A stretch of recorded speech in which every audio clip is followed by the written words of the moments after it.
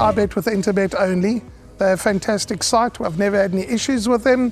They are very professional. There's never a problem. You deposit money, 2 seconds later it's in your account. You withdraw, which I do very occasionally, and I believe it's also 2 seconds it's in your account.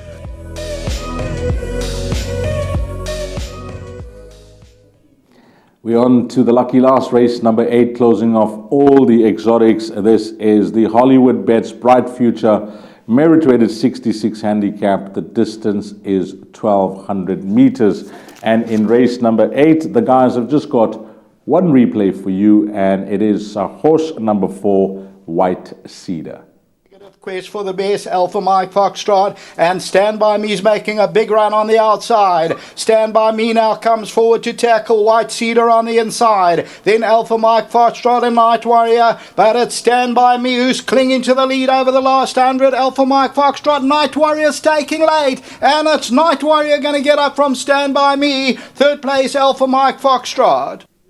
Well, this is a big field that will go to post Royal. It looks very, very tough to try and narrow it down. But before we even have a look at the field, midweek meeting going into the last leg, the Hollywood Bets Bright Future, where were you watching racing during the week? The reason I ask is that one punter, yes, Ravesh, now he's quite, just reading social media.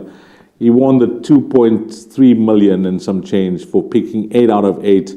You could say, he got lucky in the one race where the scratched horse that he chose, the favorite won. And I read an article that he says, for the last 3 races, I chose my lucky number, which is number 4. But, the fact is he got 8 out of 8. And I was watching that last race, and boy, I was wishing that it comes through. And it did. I mean, that must have been fantastic for the guy. Absolutely, Deez. I can't even imagine the excitement and the adrenaline rush that he must have got from sure. Anton coming through with Evening Primrose. But well done to him, man. Excellent work for picking the last 3 races. I think he went with the number 4. Yes, number 4. I asked where you were watching because I was watching at home, and the neighbors in my apartment building, they must have thought something's gone wrong in this house because I screamed the roof down for Ravesh.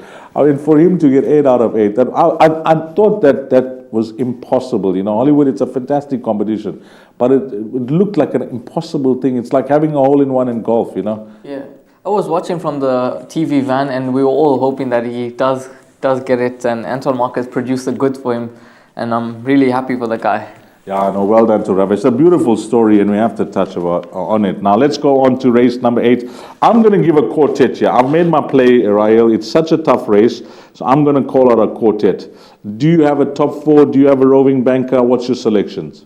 Please, that's unfair. You can't put me on the spot like that. No, but let's give it a go. Can you try and narrow it down? I quite like a bit of the 12-horse Camorra. I think there's going to be a really nice pace in this lineup, and I'm hoping that Mandla and Tuli just gives Camorra a chance from the draw. Maybe drop him out and allow him to run on. He does enjoy the wet conditions. 3 runs for 1 win, 1 second. So Camorra is going to be my value play in the race.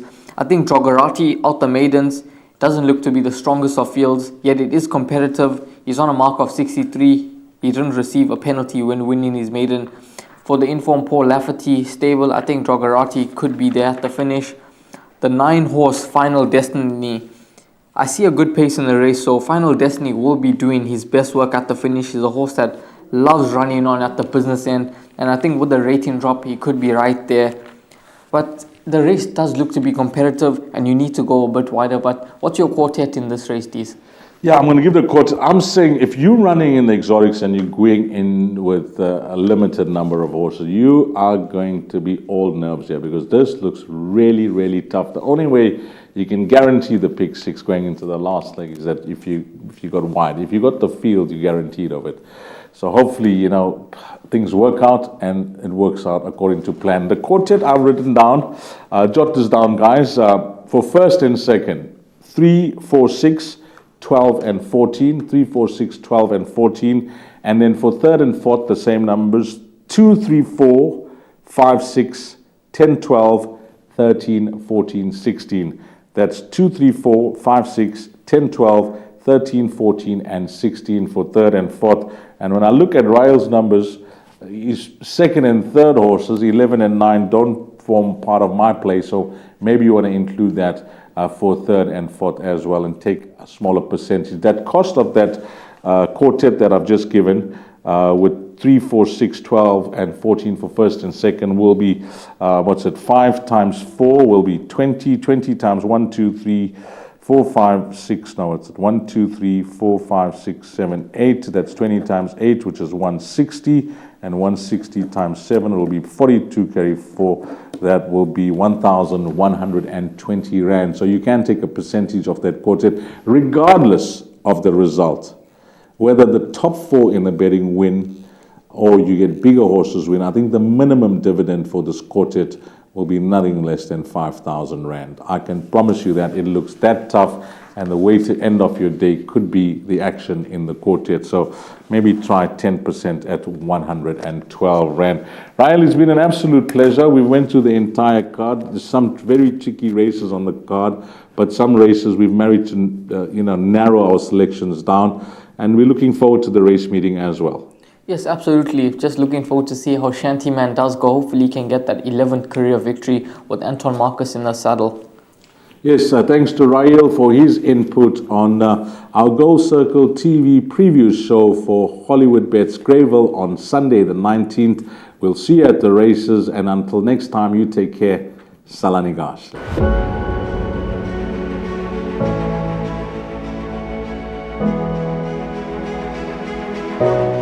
It's Donovan Everett from Cape Racing, and I'd just like to say it's an absolute pleasure to be involved with Interbet and Cape Breeders in this golf day today here at Pearl Valley. It's fantastic for the industry to see all the relevant stakeholders coming down and having a good time and networking, and it's exactly what the industry needs right now in terms of moving forward and recreating some positivity to take us forward into the next year.